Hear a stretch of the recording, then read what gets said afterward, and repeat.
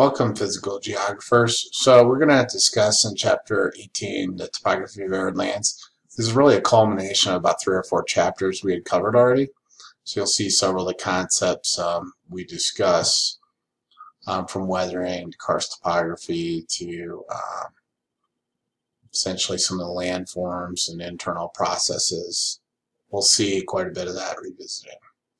So our outline: specialized environment. Special conditions exist in desert, waterless regions. We have surface water, fluvial, erosion and deposition. We have climate change, and then we have aeolian erosion, transportation, deposition, non-desert regions. We have some great examples in Colorado too of about every one of these. So we have a great place to live. As far as the desert landscape surfaces, we have erg, a sea of sand, regs, stony deserts, mata, barren bedrock, 2 representations, representative desert landform assemblages, basin and range landforms, we have ranges, Piedmont zone, and basins. Okay.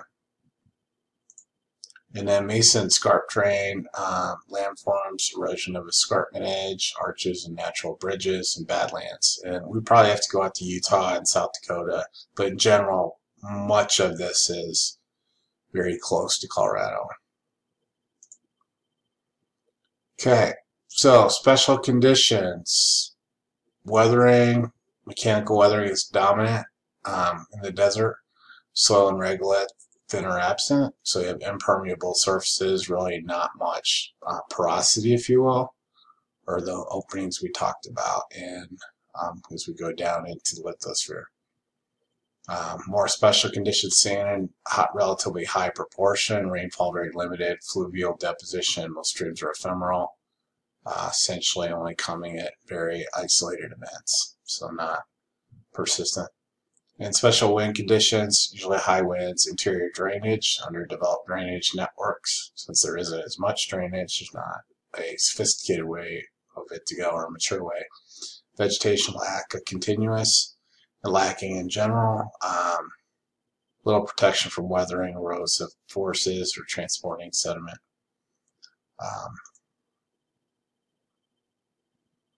Okay, so running water, most important external landform agent. We really don't see much of that with the ephemeral streams. Sporadic as ephemeral streams is defined as surface water desert, conspicuous or absent. So have exotic streams, ephemeral streams, permanent streams, existing, sustained by water originating outside the desert, ephemeral. Don't exist but can carry playas, dry lake beds, salinas, dry lake beds with heavy concentration of salts. Salina lakes, compiled salinas is more of a reservoir contained area. And we have fluvial erosion in arid lands. Rare rains, bedrock is mechanically weathered. Very extreme differences. And differential weathering and erosion processes buried rocks for parts of the same rock weather erode at different rates. So you see very strange differences depending on the time of year. Inselberg, steep-sided mountains or ridges, some examples of that. Then we see pediment, gently inclined bedrock plateaus that form along lower slopes of desert mountains or hills. We see some cross sections of that. Piedmont zones, essentially the foot of the mountain tends to be deposits of soil of more loose regolith, as we discussed. Alluvial fan we see spread out, kind of like the mouth of a river, but we do see that spread out as far as going through different types of streams, leaving canyons also. We see aeolian processes, pronounced widespread. We've gone to the Great Sand Dunes, which is a few hours south of Denver. Great example of the work of winds as far as depositing sands against the wind that comes to and from the mountains. Basically hits the mountains and drops.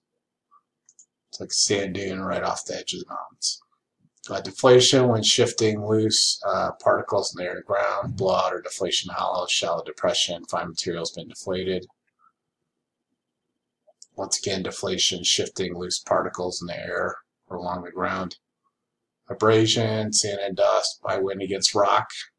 So it's kind of like sandpaper rubbing against rock, if you will. They both break loose.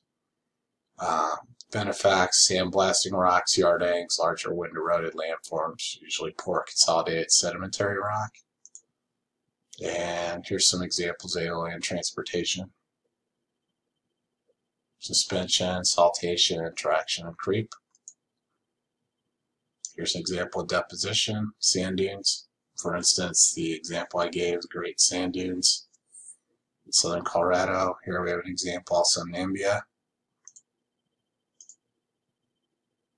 Here's an example of slip face, a little bit of a drop based on the terrain, going up and then having a little drop off and then going up again.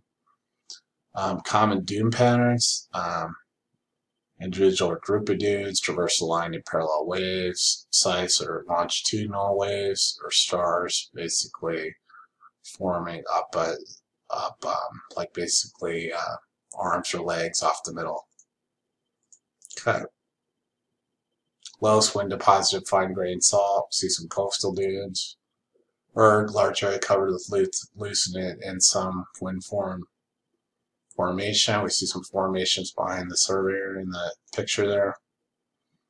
Tight cover, gravel and pebbles, rag, desert varnish, dark shiny coat from exposure to desert air. Barren surface of consolidated material.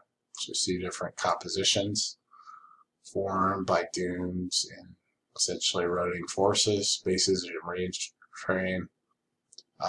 We see this in the center of Utah. We also see other examples in Utah where we talk about arches earlier on. Ranges as far as different openings between different mountain ranges. If you get a chance, you can go up near Rocky Mountain National Park. So drive west on I-70 from Denver about 1 hour and then go 1 hour north. You'll essentially find a big opening like a range like this called Grand County. It's pretty fascinating. There's mountains all around it. Piedmont zones, we talked about deposits as far as soil at the base of mountains. Zone of fluvial deposition, alluvial fans, bajadas, continuous overlapping alluvial fans. So this is coming out of the mountains. We also saw alluvial fans as far as the mouth of rivers. Basins, examples of that. Mesa and scarp, flat top surface. Once again, we see our map of Salt Lake. Landforms, plateaus, mesas, buttes, pinnacles, high raised points, landforms, arches, and national bridges. Arches, you go to Arches National Park in Utah, you'll definitely see this. I believe it's the Delicate Arch. There's a lot of arches around it. It's not too bad of a hike to get to it. Badlands, you'll see these in South Dakota. So is the point we were making earlier, that several of these formations, whether it's Yellowstone, Badlands in South Dakota, arches in Utah, or essentially our basin example we saw in Nevada and Las Vegas. So many of these formations are so close to Colorado. It's a pretty fascinating place to live as far as studying physical geography.